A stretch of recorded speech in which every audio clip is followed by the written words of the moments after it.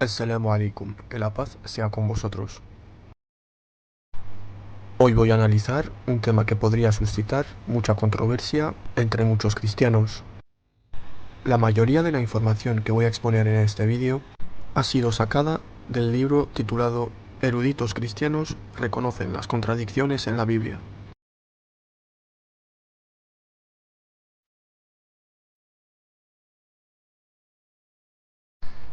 Vamos a empezar por el principio. Ningún erudito bíblico en el mundo dirá que la Biblia fue escrita o autorizada por el propio Jesús. Acerca del Nuevo Testamento, todos ellos concuerdan en que fue escrito por los seguidores de Jesús, después de su partida. El erudito cristiano Kenneth Craig, obispo anglicano de Jerusalén, dice lo siguiente: no solamente en el Nuevo Testamento existe resumen y edición, existe elección de transcripciones y testimonios. Los evangelios se formaron a partir de las ideas de la Iglesia, más allá de los autores. Ellos representan experiencia e historia.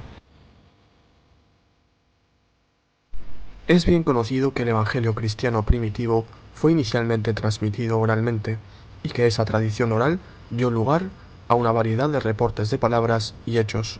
Es igualmente cierto que cuando los registros cristianos fueron pasando por escrito, continuaron siendo objeto de variaciones verbales, involuntaria o intencionalmente, por las manos de los escribanos y editores.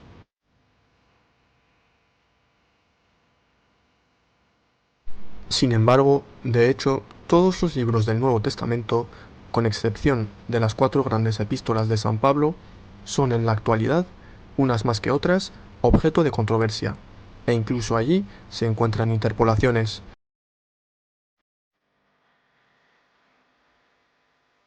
El doctor Lovegot Friedrich Constantin, uno de los cristianos conservadores más inflexibles defensores de la Trinidad, tuvo que admitir diciendo lo siguiente: el Nuevo Testamento, en muchos pasajes, ha experimentado modificaciones tan serias de significado que nos deja en una dolorosa incertidumbre sobre lo que realmente escribieron los apóstoles.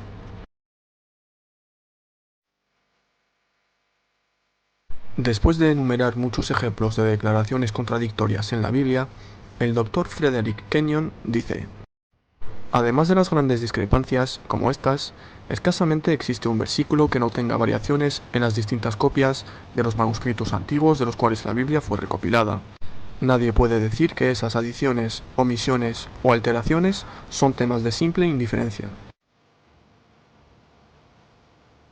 En el libro del Dr. Kenyon se pueden encontrar un sinnúmero de citas similares de algunos de los principales eruditos del cristianismo.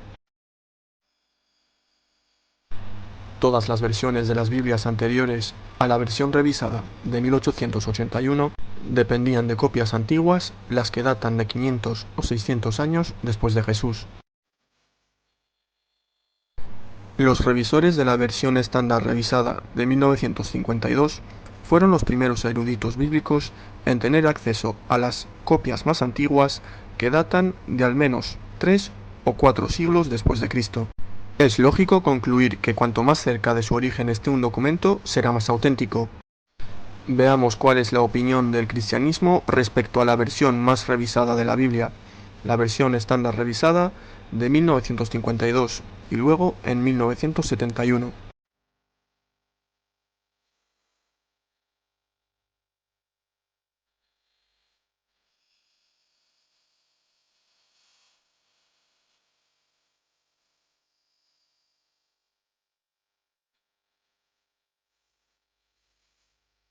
Los mismos editores dicen en la página 10 de sus notas: esta Biblia, refiriéndose a la versión estándar revisada, es el producto de 32 eruditos, auxiliados por un comité consultivo representando a 50 denominaciones colaboradoras.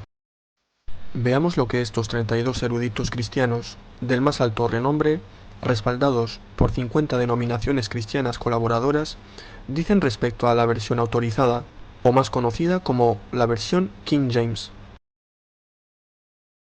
Yo personalmente tengo la nueva versión estándar revisada con los libros apócrifos, una versión que data de 1989. En el prefacio de esta versión encontramos lo siguiente: Incluso la versión King James tiene graves defectos. A mediados del siglo XIX, el desarrollo de los estudios bíblicos y el descubrimiento de muchos manuscritos bíblicos más antiguos que aquellos en los que se basó la versión King James hizo evidente que estos defectos eran tantos que requerían una revisión. Y aquí no vale la típica excusa de no, es que la versión estándar revisada es católica o es protestante. En el mismo prefacio dice lo siguiente: desde entonces, la versión estándar revisada ganó la distinción de estar oficialmente autorizada para su uso por todas las principales iglesias cristianas: protestante, anglicana, católica romana y ortodoxa oriental. El comité incluye a eruditos afiliados de varias denominaciones protestantes, al igual que muchos miembros de la Iglesia Católica Romana, un miembro de la Iglesia Ortodoxa y un miembro judío que sirve en la sección del Antiguo Testamento. Los testigos de Jehová, que son muy de defender la infalibilidad de la Biblia con uñas y dientes, publicaron en su revista Despertad del 8 de septiembre de 1957 el siguiente título: 50.000 errores en la Biblia, donde afirman cosas como hay probablemente 50.000 errores en la Biblia. También califican estos errores como errores serios, y además hay muchas, quizás demasiadas expresiones dubitativas. Después de todo esto, sin embargo, ellos concluyen con que, como un todo, la Biblia es correcta. Es decir, si vemos la Biblia de forma general, la podemos considerar como correcta. Vamos a analizar algunos versículos de la versión King James.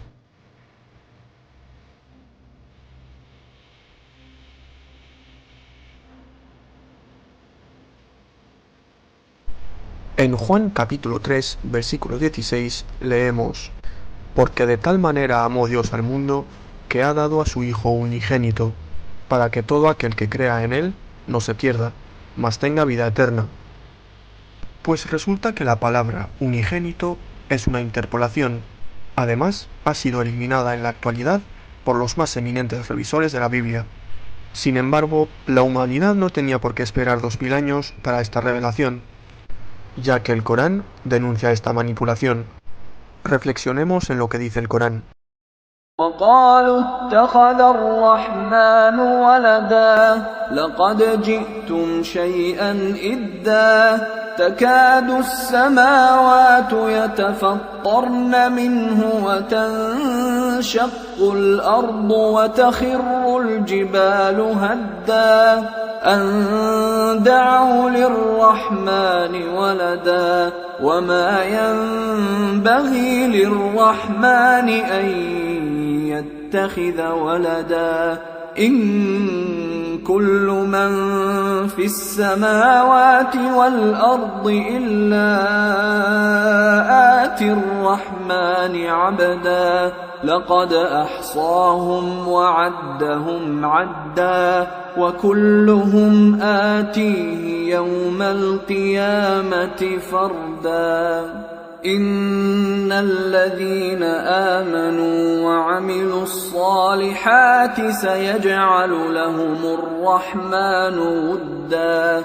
فإنما يسرناه بلسانك لتبشر به المتقين وتنذر به قوما لدا وكم أهلكنا قبلهم من قرن هل تحس منهم من أحد أو تسمع لهم ركزا.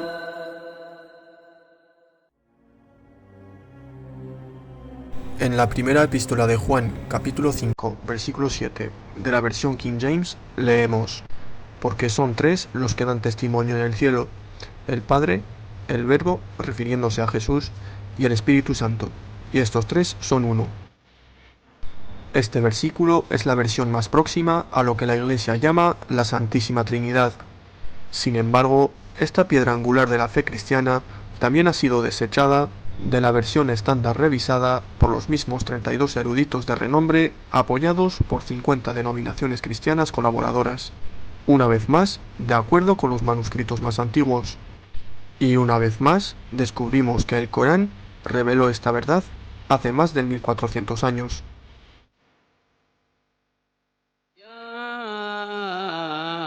أهل الكتاب لا تغلوا في دينكم ولا تقولوا على الله إلا الحق إنما المسيح عيسى ابن مريم رسول الله وكلمته ألقاها إلى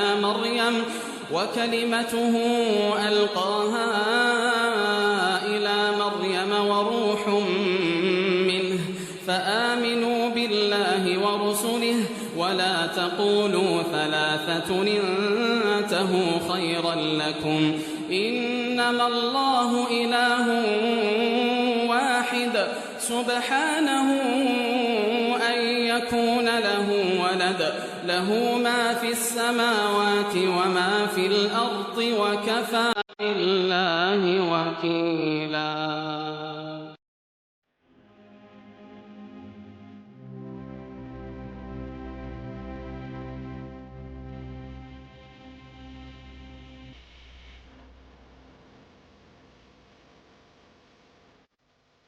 Antes de 1952, todas las versiones de la Biblia hacían mención de uno de los más milagrosos eventos asociados con el profeta Jesús, que la paz sea con él, su ascensión a los cielos.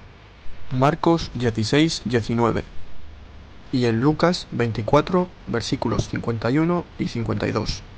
En la versión estándar revisada de 1952, Marcos 16 termina en el versículo 8, y el resto es relegado en letras menudas en pie de página.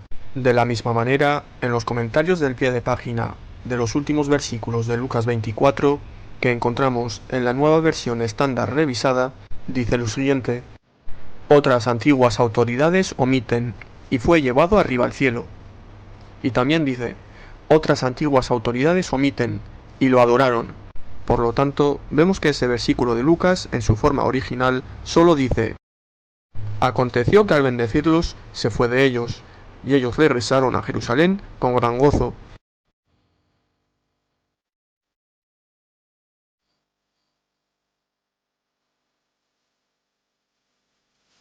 Tuvieron que pasar siglos de inspirada corrección, entre comillas, para darnos Lucas 24, versículos 51 y 52 en su forma actual.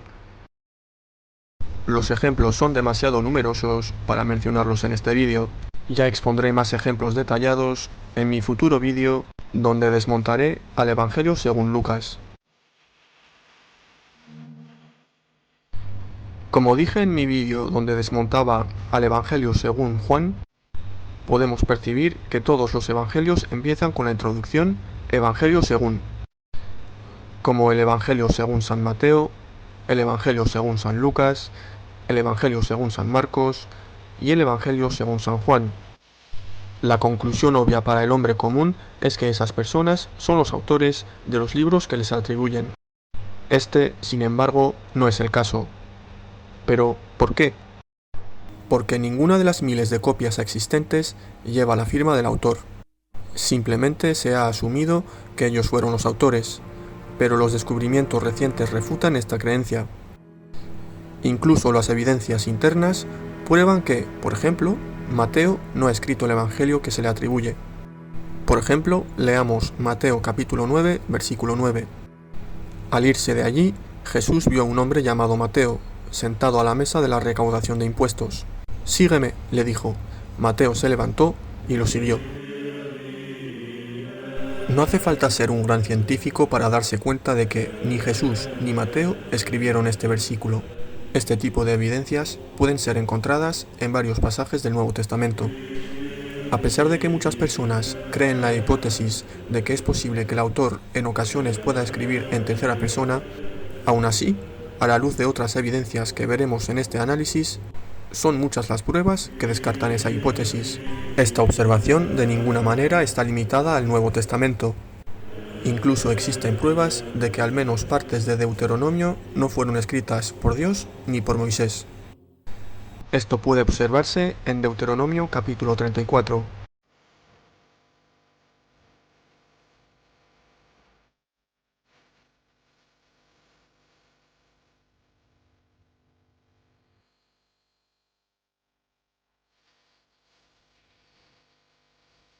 ¿Acaso Moisés escribió su propio entierro?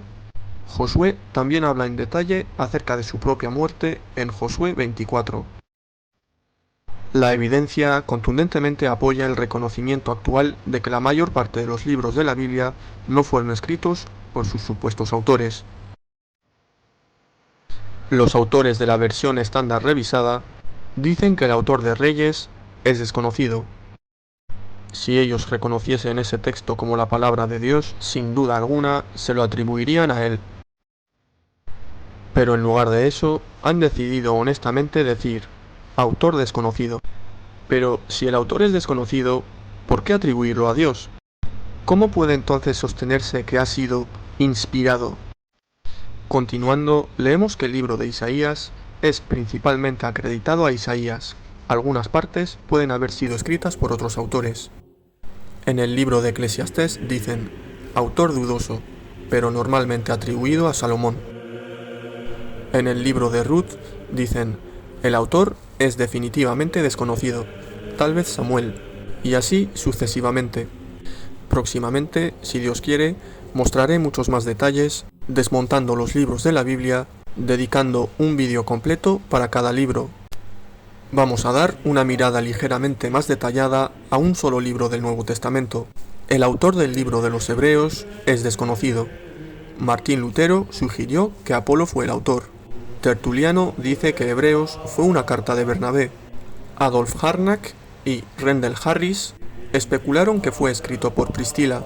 William Ramsey sugirió que fue escrito por Felipe. Sin embargo, la posición tradicional es que el apóstol Pablo escribió Hebreos. Eusebio creía que Pablo lo escribió, pero Orígenes no estaba seguro de la autoría de Pablo.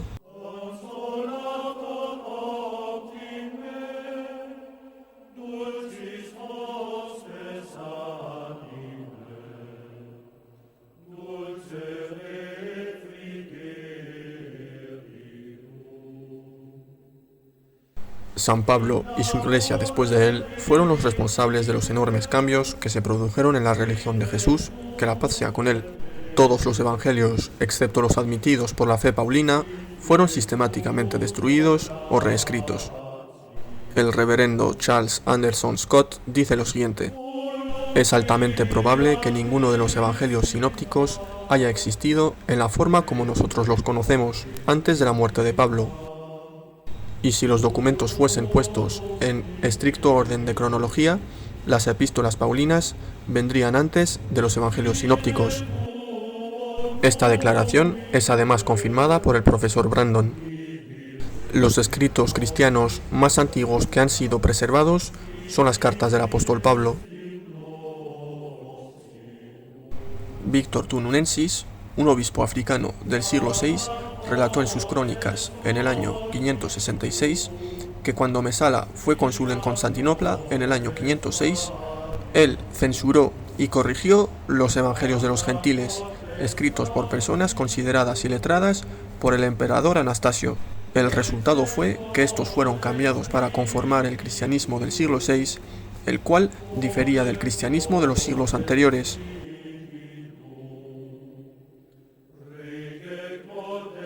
Estas correcciones, entre comillas, de ninguna manera se limitan a los primeros siglos después de Cristo. Es imposible negar que los monjes benedictinos de San Maur, en lo que respecta a los idiomas latín y griego, eran muy instruidos y talentosos, y eran un grupo numeroso de hombres.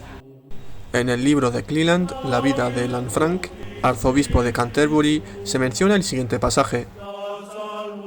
Lanfranc, un monje benedictino, arzobispo de Canterbury, habiendo encontrado a las escrituras muy corrompidas por los copistas, se dedicó él mismo a corregirlas, y también a los escritos de los sabios, conforme a la fe ortodoxa. En otras palabras, las escrituras cristianas fueron reescritas para poder adecuarse a las doctrinas de los siglos XI y XII, e incluso los escritos de los primeros padres de la Iglesia fueron corregidos, a fin de que los cambios no se descubrieran.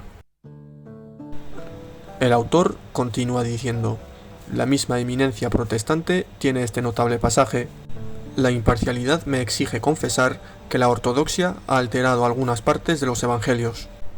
El autor luego demuestra cómo se realizó un masivo esfuerzo en Constantinopla, Roma, Canterbury y en el mundo cristiano en general con el fin de corregir, entre comillas, los evangelios y destruir todos los manuscritos anteriores a este periodo. Theodor Zahan ilustró los amargos conflictos dentro de las iglesias establecidas sobre distintos artículos del credo apostólico. Él señala que los católicos romanos acusan a la Iglesia ortodoxa griega de cambiar el texto de las Sagradas Escrituras, adicionando y omitiendo, tanto con buenas como con malas intenciones. La ortodoxa griega, por otro lado, acusa a los católicos romanos de alejarse demasiado del texto original en muchas ocasiones. A pesar de sus diferencias, ambos unen sus fuerzas para condenar a los cristianos no conformistas por desviarse del camino verdadero y los acusan de herejes. Los herejes, a su vez, condenan a los católicos por haber cambiado la verdad como falsificadores. El autor concluye diciendo: ¿acaso los hechos no apoyan estas acusaciones? El mismísimo San Agustín, personaje histórico cristiano al que yo personalmente respeto profundamente, afirmó lo siguiente: había muchas cosas verdaderas en la religión cristiana que no eran convenientes que el vulgo conociera, y que algunas cosas eran falsas, pero era conveniente que el vulgo creyese en ellas. Higgins admite: no es incorrecto suponer que en estas verdades escondidas encontramos parte de los misterios del cristianismo moderno, y pienso que sería difícil negar que la Iglesia, cuyas más altas autoridades mantuvieron tales doctrinas, no tendría escrúpulos para retocar las Sagradas Escrituras. Incluso las epístolas atribuidas a Pablo no fueron escritas por él. Después de años de investigación, católicos y protestantes concuerdan en que de las 13 epístolas atribuidas a Pablo, solo 7 son realmente suyas. Estas son Romanos, Primera y Segunda de Corintios, Gálatas, Filipenses, Filemón y Primera de Tesalonicenses. Las sectas cristianas hasta ahora no han llegado a un acuerdo sobre la definición exacta de lo que es un libro inspirado, entre comillas, por Dios. A los protestantes se les enseña que existen 66 libros verdaderamente inspirados en la Biblia, mientras que a los católicos se les ha enseñado que existen 73 libros inspirados, sin mencionar a muchas otras sectas y sus nuevos libros como los mormones, etc. Como veremos en breve, los primeros cristianos, por muchas generaciones, no seguían ni los 66 libros de los protestantes ni los 73 libros de los católicos, sino que ocurría exactamente lo contrario. Ellos creían en los libros que, muchas generaciones después, fueron reconocidos como inventados y apócrifos, durante una época más iluminada que la de los apóstoles.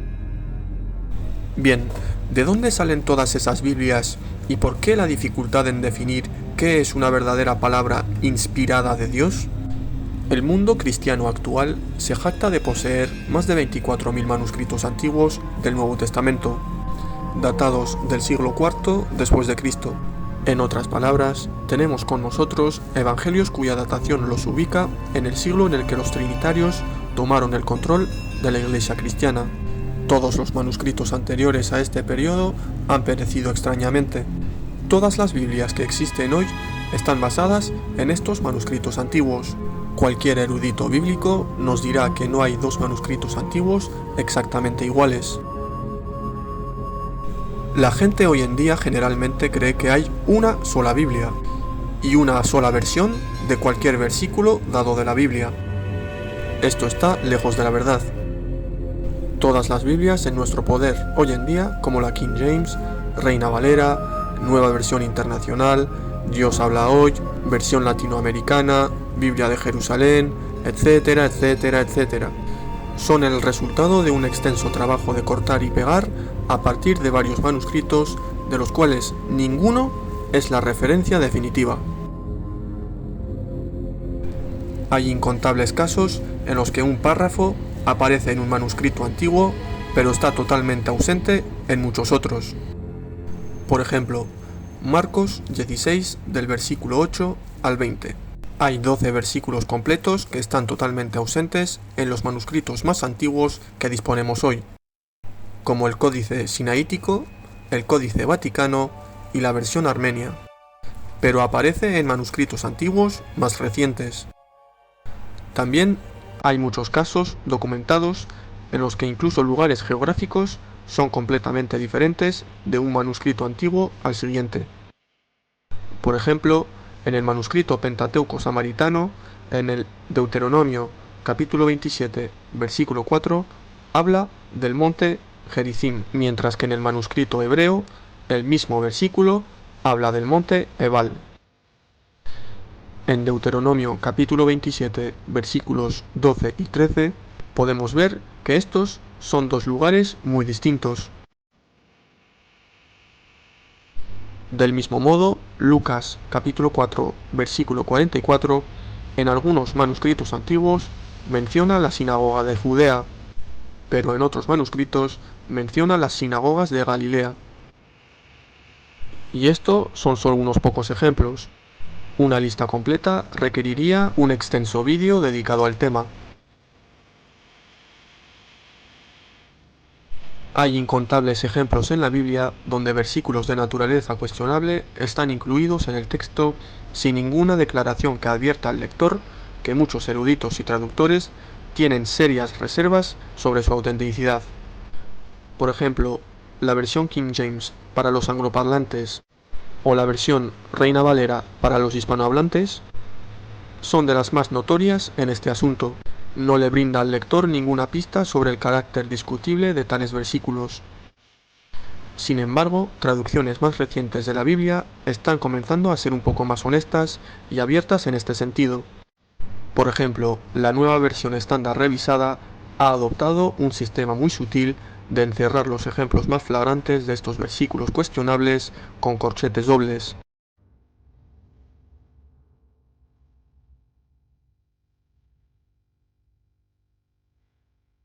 Otras versiones, como la aberrante traducción del Nuevo Mundo, también utiliza corchetes dobles. Y es que contiene casi tantas palabras entre corchetes que fuera de ellos. Si vamos a la tabla de los libros de la Biblia en la traducción del Nuevo Mundo, que se encuentra justo después de terminar el Apocalipsis, podemos ver que añaden una explicación acerca de los corchetes. Y el comité de traductores de la traducción del Nuevo Mundo admiten abiertamente de que los corchetes dobles dan a entender interpolaciones en el texto original. Y es que hay tantos ejemplos de interpolaciones que daría para un vídeo aparte. Es muy poco probable que el lector casual se dé cuenta de la función a la que estos corchetes sirven. Están allí para decirle al lector informado que los versículos entre corchetes dobles son de naturaleza muy dudosa. Para ver más detalles os recomiendo ver mis vídeos donde desmonto los evangelios según Marcos y según Juan. El comentario de Arthur Peake sobre la Biblia anota: ahora es generalmente aceptado que los versículos del 9 al 20 no es parte original de Marcos. Estos versículos no se encuentran en los manuscritos más antiguos y aparentemente no estaban en las copias usadas por Mateo y Lucas. Un manuscrito armenio del siglo X atribuye este pasaje a Aristión, el presbítero mencionado por Papías. De hecho, una traducción armenia de San Marcos ha sido descubierta hace poco, y en ella los últimos 12 versículos de San Marcos se le atribuyen a Aristión, quien es conocido como uno de los primeros padres cristianos, y es muy posible que esta tradición sea correcta. El doctor Lovegot Friedrich Constantin fue uno de los más eminentes eruditos bíblicos conservadores del siglo XIX, y como dije anteriormente, también fue uno de los más firmes y porfiados defensores de la Trinidad que ha conocido la historia. Uno de los logros más grandes de su vida fue el descubrimiento del manuscrito bíblico más antiguo conocido por la humanidad, el Códice Sinaítico, en el monasterio de Santa Catalina, en el monte Sinaí. Uno de los descubrimientos más devastadores hechos por el estudio de este manuscrito del siglo IV fue que el Evangelio de Marcos originalmente terminaba en el versículo 8, y no en el versículo 20 como lo hace hoy día. O en otras palabras, los últimos 12 versículos fueron agregados por la Iglesia en la Biblia en algún momento del siglo IV. Clemente de Alejandría y Orígenes de Alejandría nunca citaron estos versículos.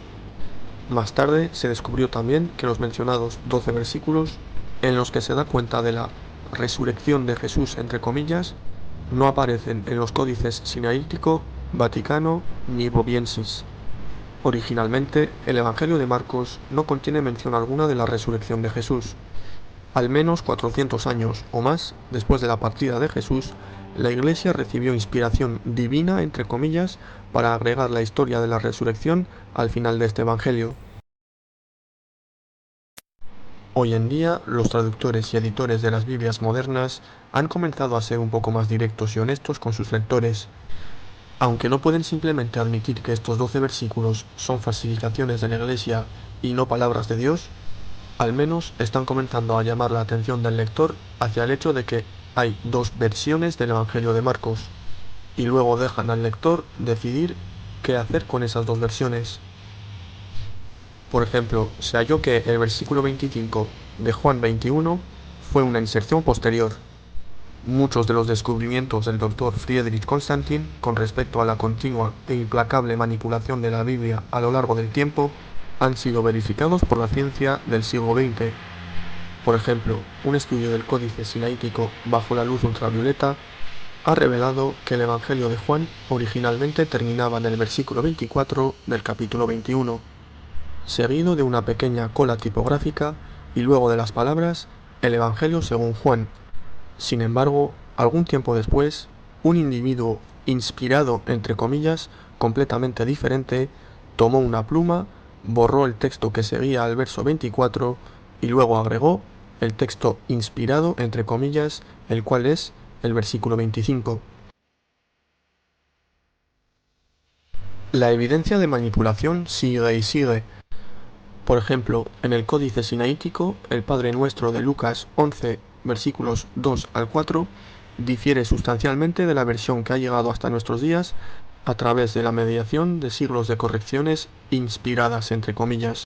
El Padre Nuestro, en el manuscrito cristiano más antiguo, dice: Padre, santificado sea tu nombre, venga tu reino, hágase tu voluntad, así en la tierra como en el cielo.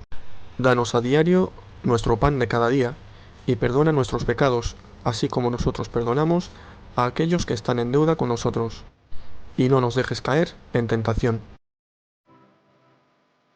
Además, el Códice Vaticano es otro manuscrito antiguo en manos de los eruditos bíblicos que recibe la misma posición reverente que el Códice Sinaítico. Estos dos códices del siglo IV se consideran las copias más antiguas de la Biblia disponibles hoy en día.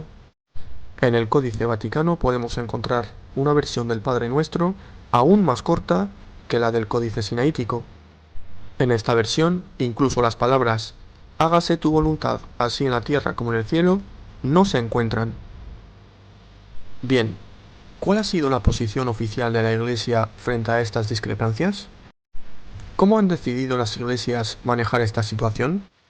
¿Acaso hicieron de inmediato su mayor esfuerzo para copiar de forma masiva los manuscritos originales y enviarlos por el mundo cristiano para que pudieran tomar sus propias decisiones respecto a cuál fue la palabra original e inalterada de Dios?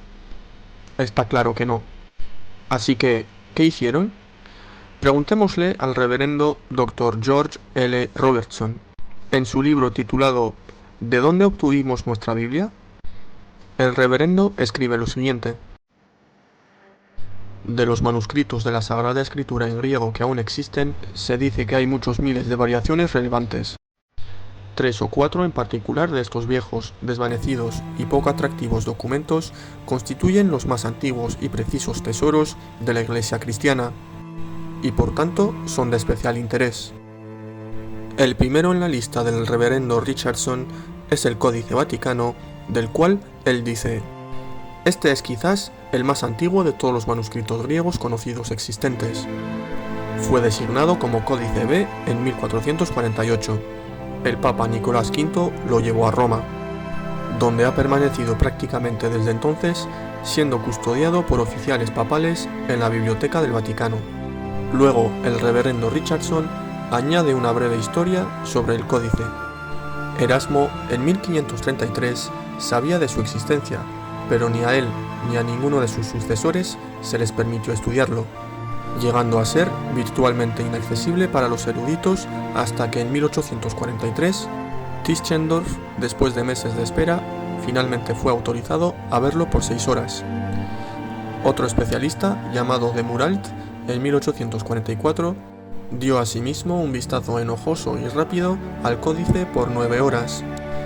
La historia de cómo las autoridades autorizaron al Dr. Tregelles en 1845, quien memorizó el texto página por página, es fascinante. El Dr. Tregelles lo hizo. Se le permitió estudiar el manuscrito por largo tiempo.